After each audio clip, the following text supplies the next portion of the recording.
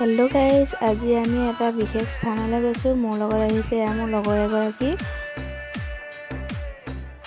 এয়া আমি আহি ফাইনেলি পাই গ'লোঁ। সকলোৱে দেখি নিশ্চয় চিনি পাইছে, আমি আহিছোঁ টিলিঙা মন্দিৰ।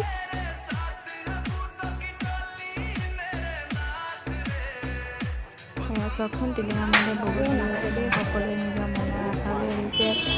ময়ে চাকি জ্বলাব লৈছোঁ। এটাই আশা কৰিছোঁ ভগৱানৰ ওচৰত, যাতে আমাৰ 2025 চনত সকলোৰে ভাল হওক আৰু আমি দেখা সপোনখিনি যাতে পূৰণ কৰিব পাৰোঁ 2025 চনটোত। আৰু সকলোৱে কয় হেনো বোলে এনেকৈ মনৰ আশা লৈ সূতা বান্ধিলে ভাল হয় কিনে, আমিও বান্ধিছোঁ।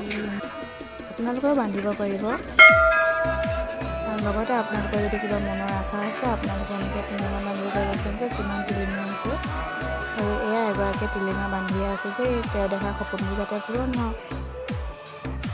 আৰু যদি ভিডিঅ'টো ভাল লাগিছে, লাইক, কমেণ্ট, ছাবস্ক্ৰাইব কৰিব।